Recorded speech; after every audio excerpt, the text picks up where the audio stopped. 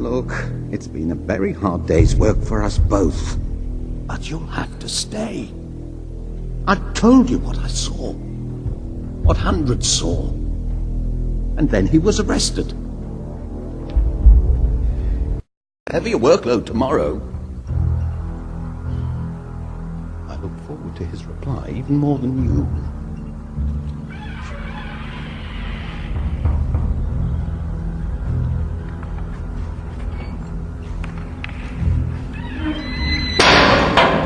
Be a long night. If I were you, I wouldn't even think of going home. Stay awake and armed. And if you can remember how, pray for all of us.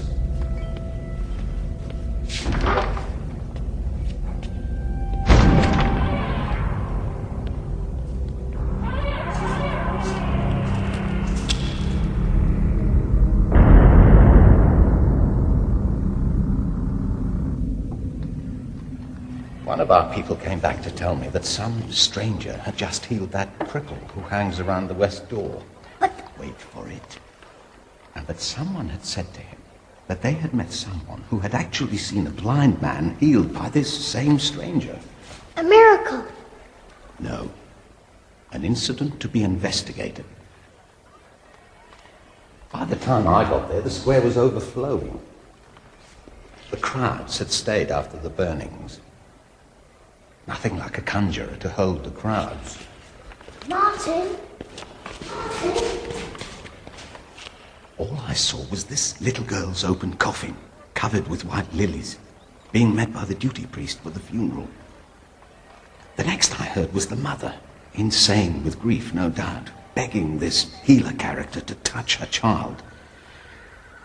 As he made his way to the coffin, she knelt before him, looked him straight in the eye, and without caring who heard, said, "I know if you be the Son of God, you can raise my daughter from the dead."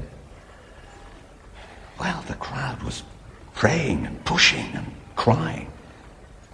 I couldn't hear what he said.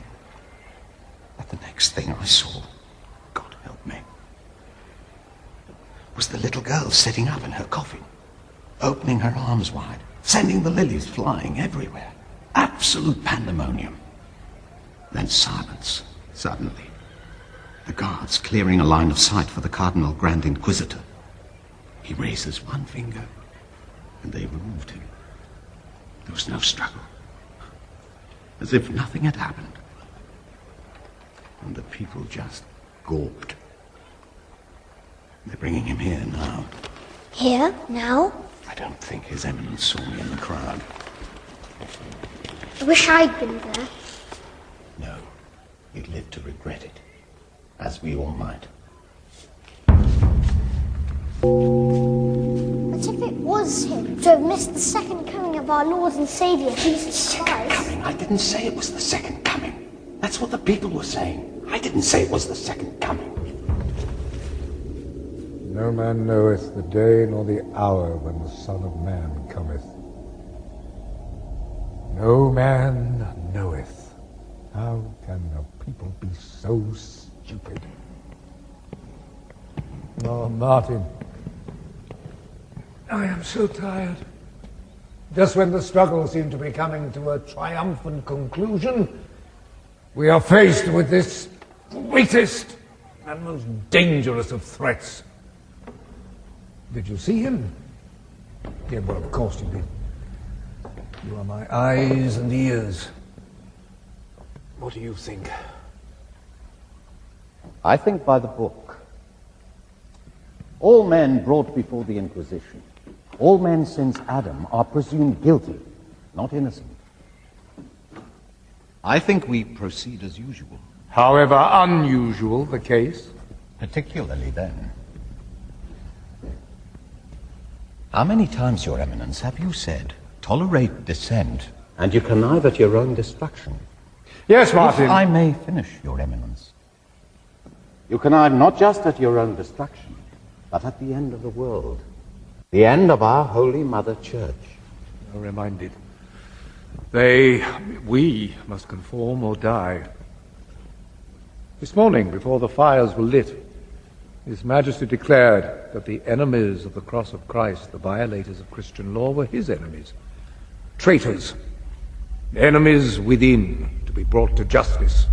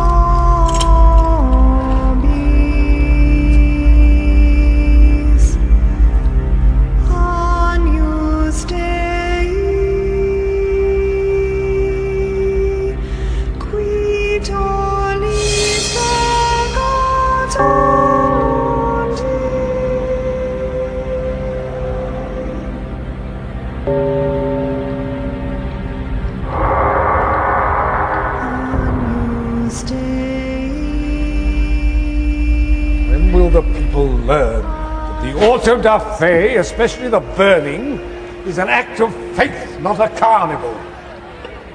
Tell the guards to clear the square. Oh, Martin, are they the witness statements?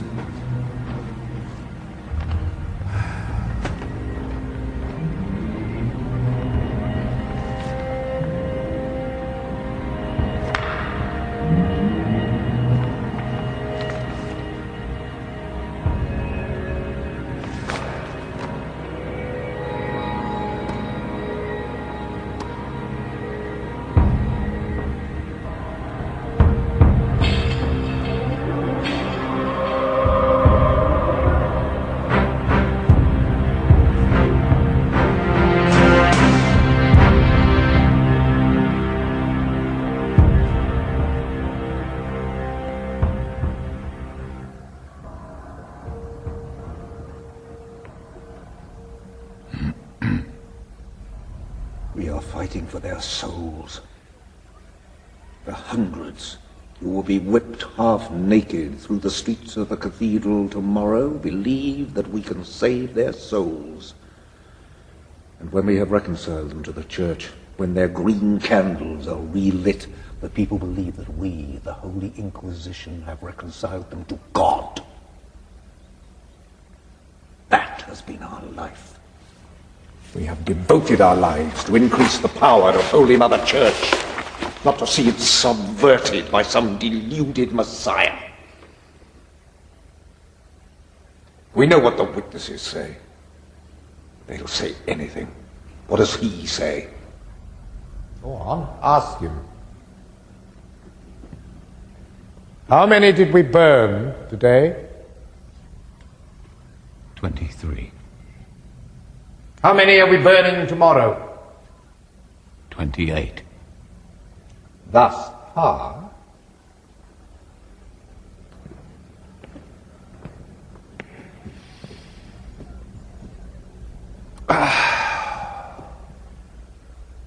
evening. Scent of lemon and laurel. Beautiful.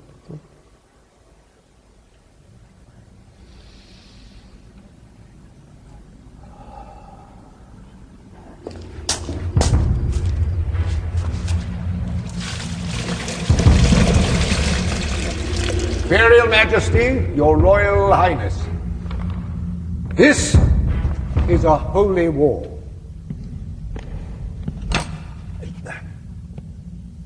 The time has come for every man to choose the final choice. And let us be crystal clear, no more shades of grey, only black or white, evil or good. We struggle every day for that in which we believe, but our freedom to believe may very soon, perhaps even today, be destroyed by evil ones amongst us.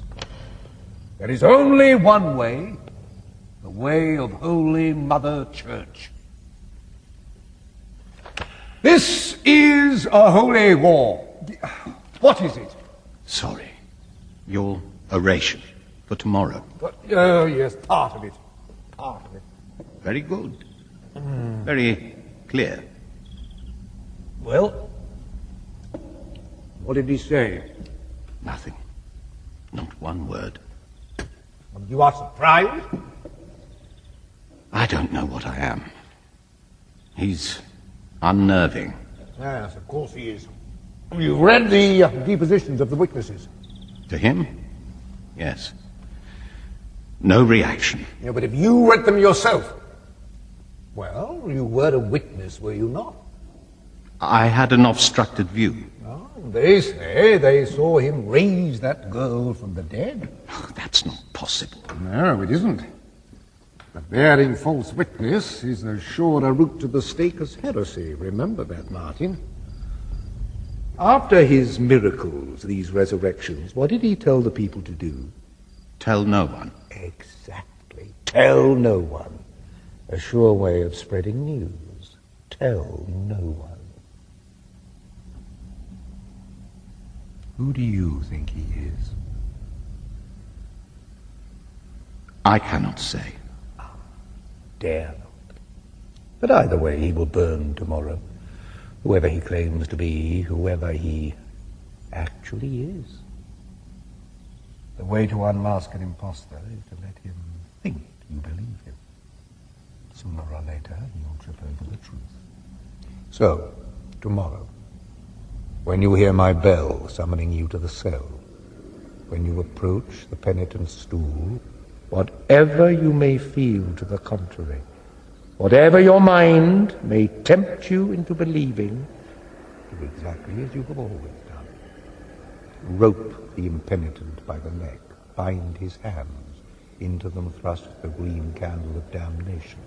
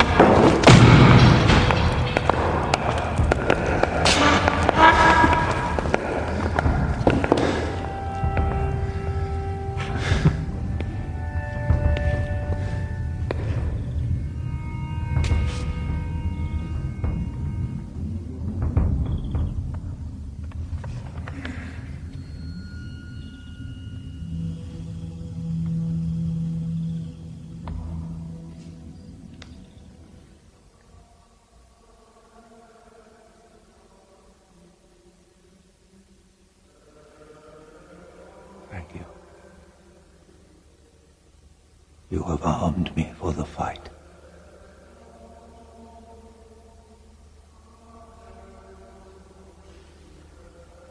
Now watch and pray that ye enter not into temptation. The spirit indeed is willing, The flesh is weak.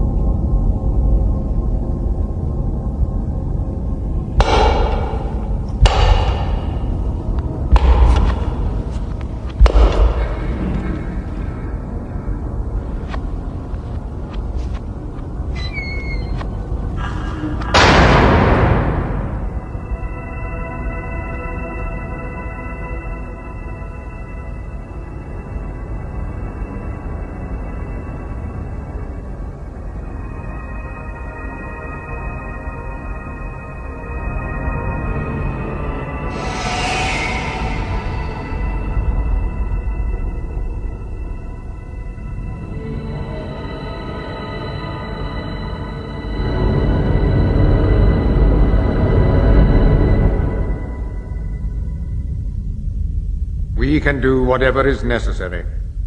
Leave us. Go!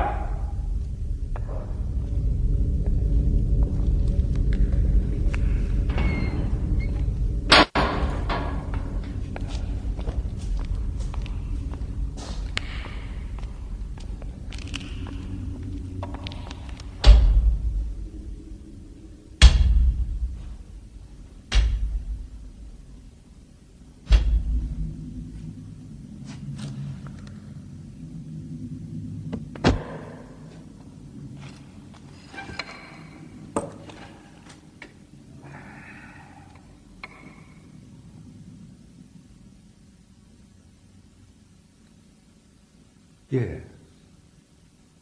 You are him, aren't you? No, don't answer. You may indeed be him. But Holy Mother Church does not need you.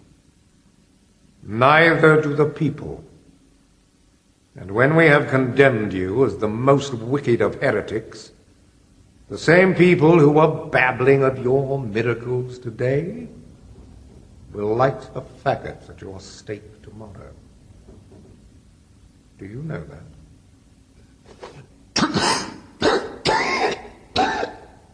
Yes, I think perhaps you do. What did you hope to achieve? You have no right to add anything. You handed everything over. Everything. To our Holy Father, the Pope. Thou art Peter, and upon this rock I will build my church. And we have. You cannot repossess it. So why come back, if not to interfere?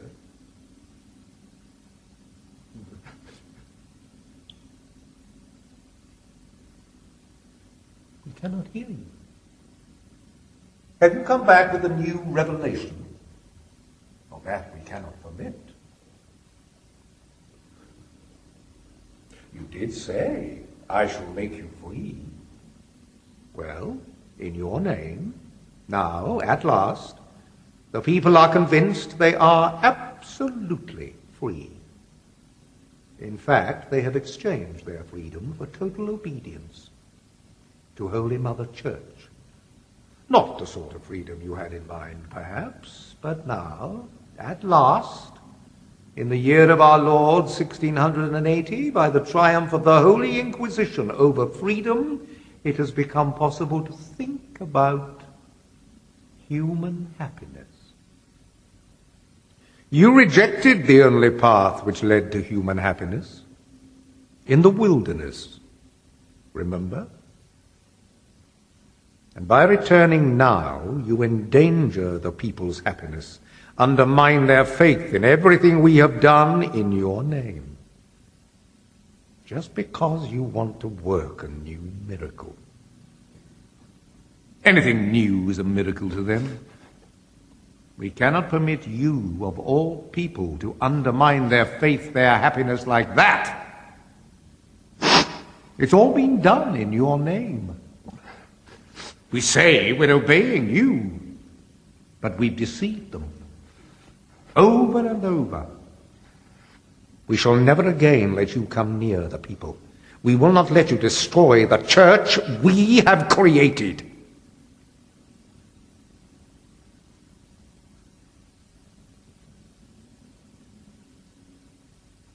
What? No indignation? No rebuke? Nothing.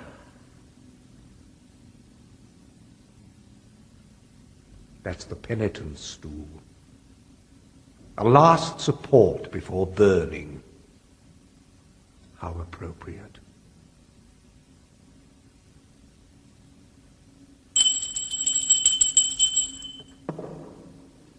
Now, when the devil spoke to you in the wilderness, the Bible tells us that he tempted you.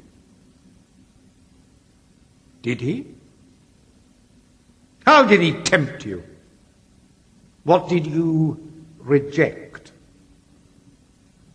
You rejected the truth. Yes? Read. Read.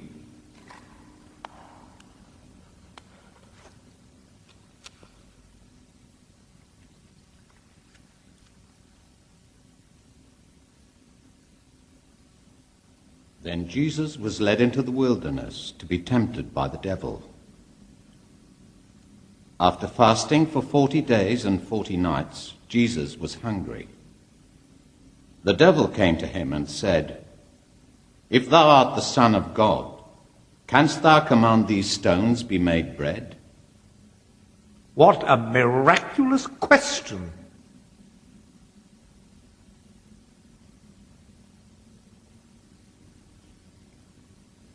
Next, the devil took him to the holy city of Jerusalem and stood Jesus on the highest point of the temple. "If thou be the Son of God, why not cast thyself down?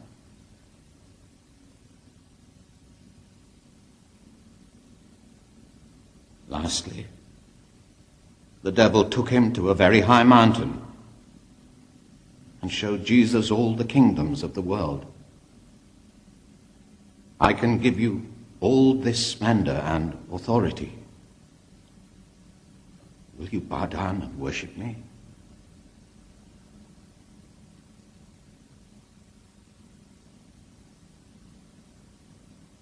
And when the devil had finished all this tempting,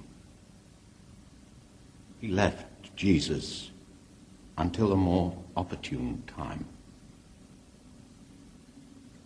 Is now that time?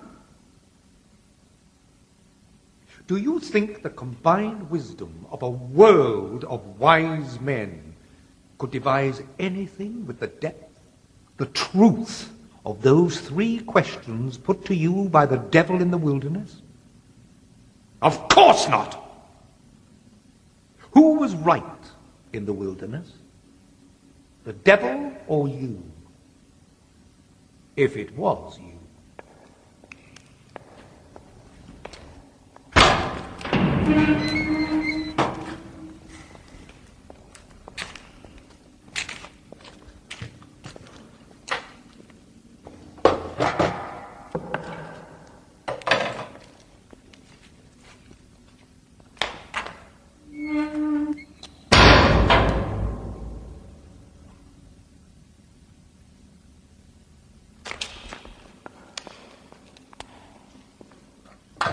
First question. canst thou command these stones to be made bread? Now, if you did, you would have plenty of bread for yourself and for all the people you wanted to follow you. To where? Freedom! Freedom? Why? Man hates freedom, but he needs bread. And you needed followers. But what if they only followed you for the bread? So you rejected the offer and condemned untold millions to death. Starvation, literally, from the lack of bread. But you did give your followers the freedom to wait for bread from heaven. That never came. So they turned to us. And in your name, we fed them. And never again will they be able to feed themselves without us. You promised them heavenly bread. But eternally ignoble, eternally depraved man needs earthly bread. Of course, those who are strong enough can wait for your heavenly bread. But what about the tens of millions who are simply not strong enough? The weak cannot follow you. Do you care only about the strong? Are they your chosen few? Well, we care about the weak. They obey us. They are following us. They look upon us as gods.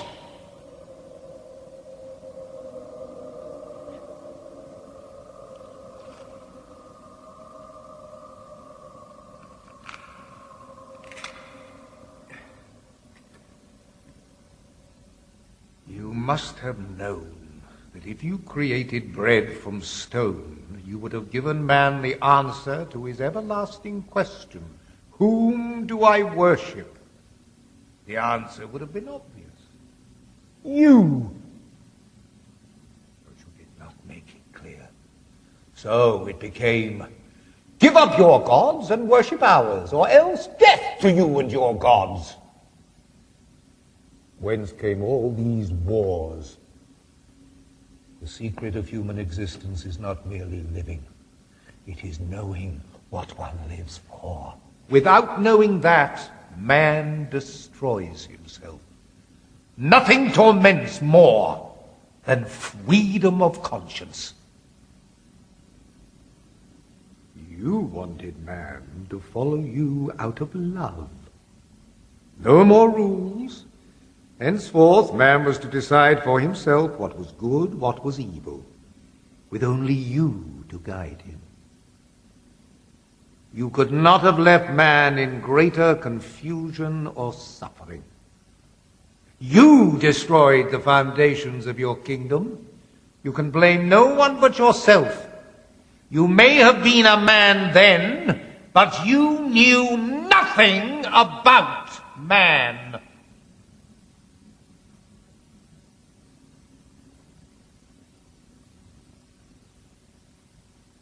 You may leave us now. Leave us!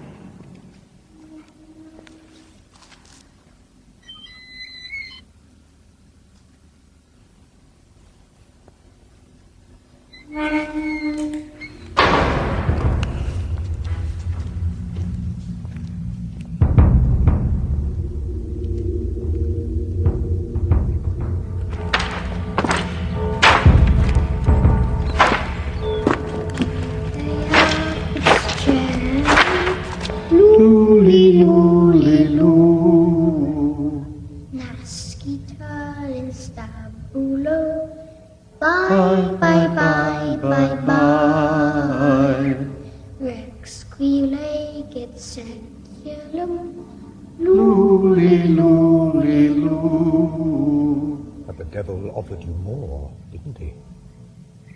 He showed you the three powers capable of holding man's conscience captive, securing man's happiness. Those powers were, they still are, miracle, mystery, and authority. You rejected all three.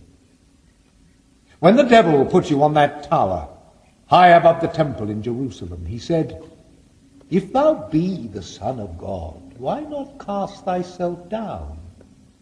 But you did not cast yourself down. You rejected his proposal. You behaved with pride, magnificently, like the God you were. Oh, yeah. You knew you were divine. You knew you were the Son of God. But you wouldn't make it easy for man to know that by demonstrating your miraculous powers. You hoped, we know, that after the crucifixion, man would stay with God by following you. But man is incapable of carrying on without miracles. You hungered for the people's love, so you did not miraculously descend when they taunted, "If thou be the Son of God, come down from the cross." When you screamed, my God, why hast thou forsaken me?" What were your thoughts? If that's what you said aloud, what on earth were you thinking? The freedom on which you suffered so much, they never wanted. That's why we have corrected your work. We teach them that it is not the free decision of their hearts, not even love that matters, but a mystery. They must obey us blindly, because we have lifted their suffering from them. We have accepted man's helplessness. We have lightened their burden. Tell me, who has shown real love for mankind? Why that long, silent, so sincere look? Such eyes. Aren't you angry? Don't you care? Haven't you been listening? Can't you understand what we've done? Why have you come back if you've nothing to say? Look, I do not want your love, because I do not love you. I do not need you. There's no point in concealing anything. Don't think I don't know to whom I'm talking. I know who you are. I am not with you. We are not with you. We are with him. We are with the devil. What you rejected, we accepted. We accepted all the kingdoms of the world. We accepted Rome. That's our secret. We have been with him. We have been against you for centuries. It may take a very long time, and the world will suffer much in the process, but we shall achieve our goal. We shall wear the purple. We shall be Caesars!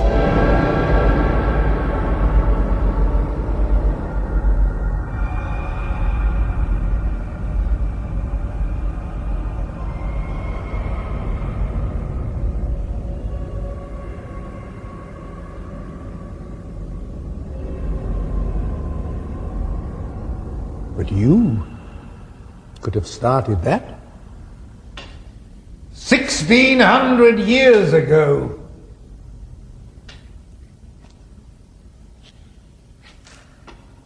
If you had accepted the advice, yielded to temptation, you would have instantly provided everything man seeks, ended the torment of man.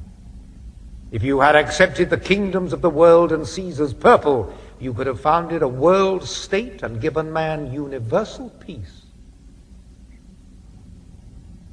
Why didn't you? Since you rejected it, who better to rule over human beings than us? Holy Mother Church, triumphant. Then, and only then, will peace and happiness be possible for mankind. Mystery. Drink ye all of it. It doesn't matter if we're telling the truth or whether we're telling them a lie.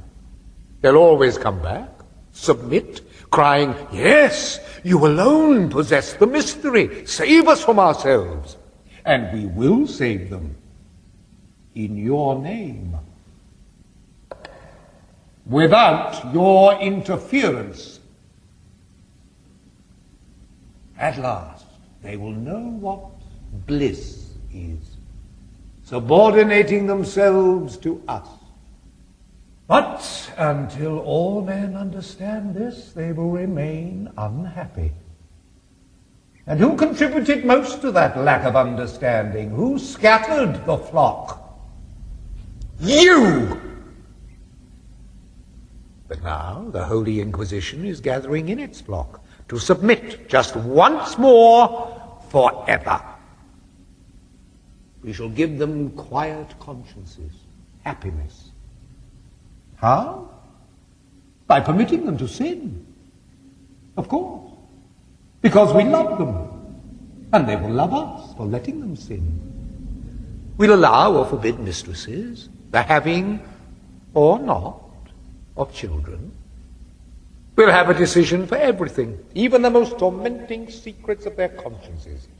We will assure them that every sin can be redeemed as long as it is committed with our permission. The people will have no secrets from us. They'll accept our decision gladly because they'll be released from that greatest of anxieties, making their own free decision. They'll adore us.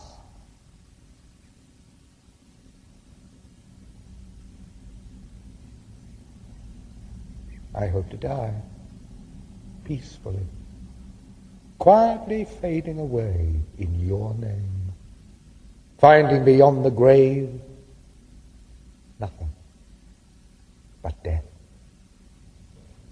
But I will have preserved the mystery, and for the sake of their happiness, we'll lure them with visions of a heavenly reward. Another lie. If there were anything at all in the next world, it would not be for the likes of them, would it? It was prophesied you would return with your proud and mighty chosen ones who have saved only themselves. But we have saved everyone. I can show you thousands of millions who have never known the weight of their sin, because I have taken on their sin. I am proud of that, whatever the cost. Judge me, if you can. Judge me, if you dare. I am not afraid of you. And tomorrow, at one sign from me, a host of the weak will heap burning coals on your pile of faggots. Tomorrow you will be burned at the stake because you returned to interfere. If ever anyone deserved our fire, it's you. Tomorrow I shall burn you.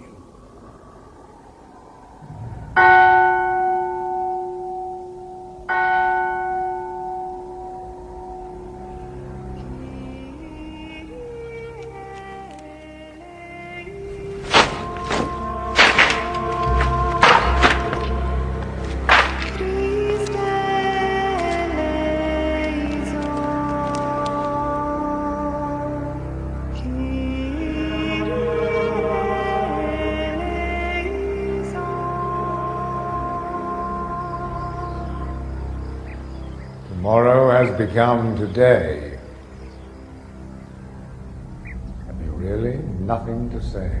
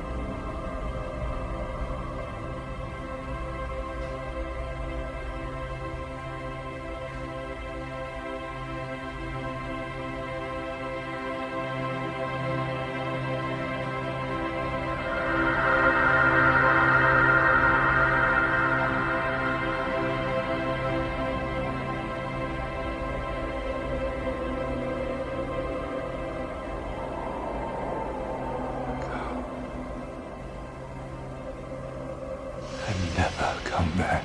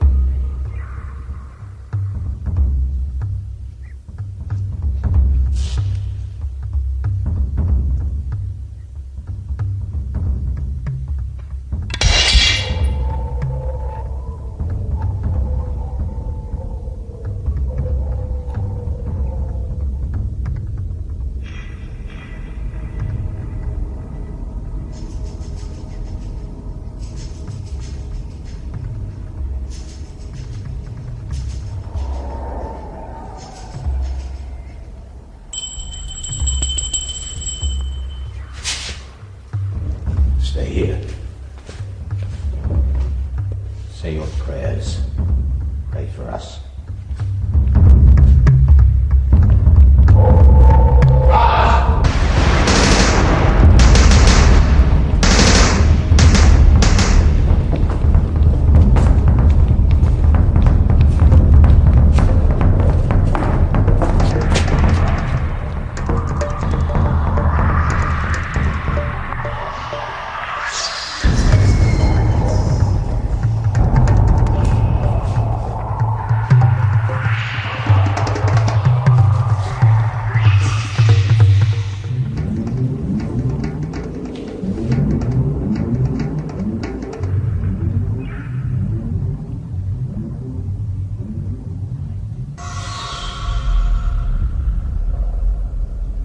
So, tomorrow, when you hear my bell summoning you to the cell, when you approach the penitent's stool, Whatever you may feel to the contrary, whatever your mind may tempt you into believing, do exactly as you have always done.